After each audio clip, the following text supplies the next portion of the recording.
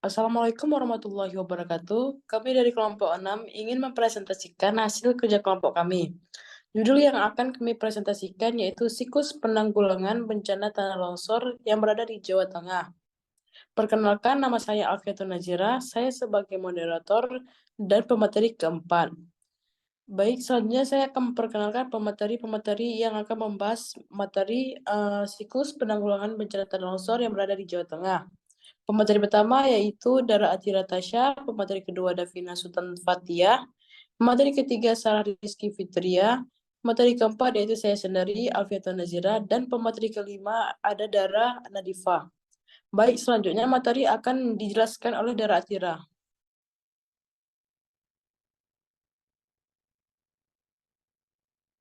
Baik, saya akan menjelaskan tentang garis besar mengenai tanah longsor Jawa Tengah. Sebelumnya, kita bisa lihat di sini ada gambar bencana tanah longsor di Jawa Tengah. Nah, jadi tanah longsor yang terjadi di beberapa kabupaten Banjarnegara, Kecamatan Kradenan, Kedung Tuban, Bogorejo, Todanan, Jiken, Ngawen. Badan Penanggulangan Bencana Daerah atau BPBD mencatat sebanyak 76 jiwa mengungsi. Tanah longsor awalnya terjadi sekitar sepekan lalu, namun tingginya intensitas hujan membuat dampak terus bertambah, terutama dalam 2 hari terakhir. Pada tahun 2020, korban meninggal dan hilang sebanyak 17 orang. Dan pada tahun 2020 pula, korban luka-luka sebanyak 22 orang. Next. Di sini kita bisa melihat ada peta tanah longsor di Jawa Tengah. Kecamatan yang terkena peristiwa bencana tanah longsor yaitu Kecamatan Kradenan, Kecamatan Kedung Tuban, Kecamatan Bogorejo, Kecamatan Todanan, Kecamatan Jiken, dan Kecamatan Ngawen. Next. Di sini kita bisa melihat peta potensi tanah longsor Jawa Tengah yang telah dikonfirmasi oleh Badan Meteorologi, Klimatologi, dan Geofisika. Next. Siklus penanggulangan bencana. Pada situasi tidak terjadi bencana, kita melakukan pencegahan dan mitigasi. Pada situasi terdapat potensi bencana, dilakukan kesiapsiagaan. Pada saat terjadi bencana, dilakukan tanggap darurat, dan setelah terjadi bencana, dilakukannya rehabilitas dan rekonstruksi.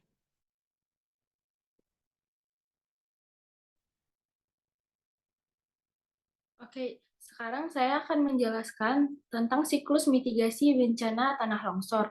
Mitigasi adalah serangkaian upaya untuk mengurangi risiko bencana, baik melalui pembangunan fisik maupun penyadaran dan peningkatan kemampuan menghadapi ancaman bencana. Mitigasi tanah longsor adalah serangkaian upaya untuk mengurangi dampak atau risiko yang disebabkan tanah longsor terhadap masyarakat yang berada dan tinggal di kawasan rawan longsor.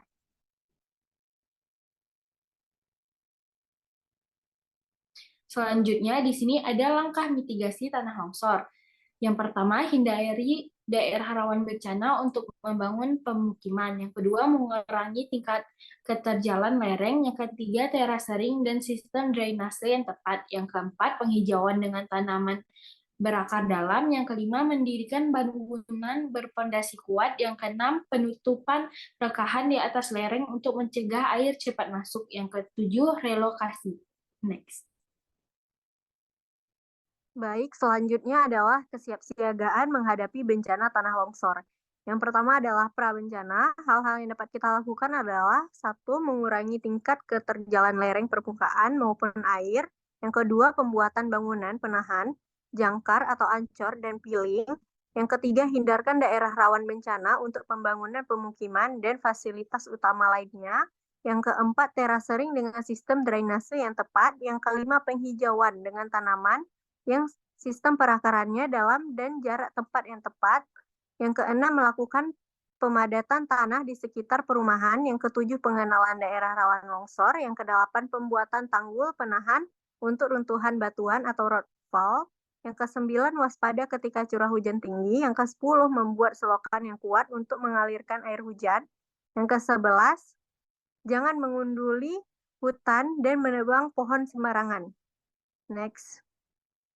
Saat bencana, hal-hal yang dapat kita lakukan adalah segera evakuasi untuk menjauhi suara gemuruh atau arah datangnya longsoran. Yang kedua, apabila mendengar suara sirine peringatan longsor, segera evakuasi ke arah zona evakuasi yang telah ditentukan. Next. Yang ketiga, pasca bencana. Hal-hal yang dapat kita lakukan adalah yang pertama, hindari wilayah longsor karena kondisi tanah yang labil. Yang kedua, apabila hujan turun, setelah longsor terjadi, antisipasi longsor susulan. Yang ketiga, membersihkan material pasca bencana longsor. Yang keempat, upaya pemulihan trauma pada korban. Next. Baik, selanjutnya yaitu ada penanganan dan tanggap darurat bencana tanah longsor yang dilakukan pada Kabupaten Banjarnegara pada 20 Desember 2014. Yang pertama yaitu dilakukan adanya operasi penanganan darurat yang terdiri dari pencarian dan evakuasi jenazah, pelayanan pengungsi, dan persiapan relokasi warga yang berlangsung sejak tanggal 13 Desember 2014 telah berjalan dengan baik.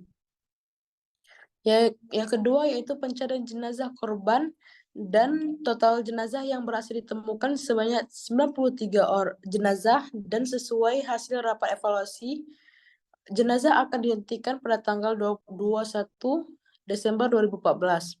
Yang ketiga, adanya perorganisasian, posko dan koordinasi tim operasi telah dilaksanakan dengan baik, yaitu dengan adanya sistem pelaporan, rapat evaluasi harian, dan konferensi pers dilakukan secara rutin.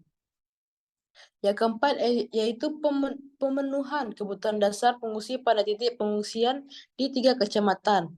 Yang kelima yaitu relokasi warga Desa Jemblung sebanyak 22 KK dan Desa Pencil sebanyak 36 KK sedang dikondisikan oleh pihak Pemda. Yang keenam yaitu lokasi relokasi sesuai rekomendasi Badan Geologi, yaitu di Desa Karangtengah dan di Desa Ambal. Yang ketujuh, adanya status tanggap darurat direncanakan akan diperpanjang selama 14 hari terhitung pada tanggal 22 Desember 2014 sampai dengan tanggal 4 Januari 2015. Next. Langkah-langkah yang dilakukan pada tanggap darurat bencana tanah longsor di Jawa Tengah jika hal tersebut terjadi kembali, yaitu dengan yang pertama, menghindarkan daerah rawan bencana untuk pembangunan pemukiman dan fasilitas utama lainnya. Yang kedua, yaitu mengurangi tingkat keterjalan lereng. Yang ketiga, meningkatkan atau memperbaiki dan memelihara drainase, baik air permukaan maupun air tanah. Yang keempat, yaitu pembuatan bangunan penahan, jangkar atau ancor, dan piling. Yang kelima, membuat terasering dengan sistem drainase yang tepat. Dan yang keenam yaitu mendirikan bangunan dengan fondasi yang kuat. Oke, next. Baik, di sini saya akan menjelaskan tentang rehabilitasi dan rekonstruksi. Rehabilitasi adalah perbaikan dan pemulihan semua aspek pelayanan publik atau masyarakat sampai tingkat yang memadai pada wilayah pasca bencana.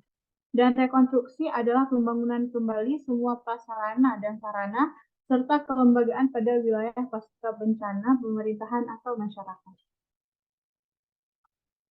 Selanjutnya ada langkah rehabilitasi dan rekonstruksi di Jawa Tengah. Yang pertama, rehabilitasi, yaitu upaya pemulihan luka dan trauma pada korban, penyediaan makanan tambahan untuk balita dan lansia, serta korban dari bencana tanah longsor tersebut, dan pembangunan terhadap infrastruktur maupun sarana-sarana rumah yang rusak akibat bencana longsor. Selanjutnya yaitu rekonstruksi atau penguatan bangunan-bangunan infrastruktur seperti membangun penahan tanah longsor agar kedepannya bencana tersebut dapat diminimalisir seefektif mungkin. Terima kasih, saya kembalikan kepada moderator. Sekian dari presentasi kami. Jika ada kesalahan dari kata-kata kami dan ketidaksempurnaan dalam memberi materi, wabillahi taufiq wal hidayah. Wassalamualaikum warahmatullahi wabarakatuh.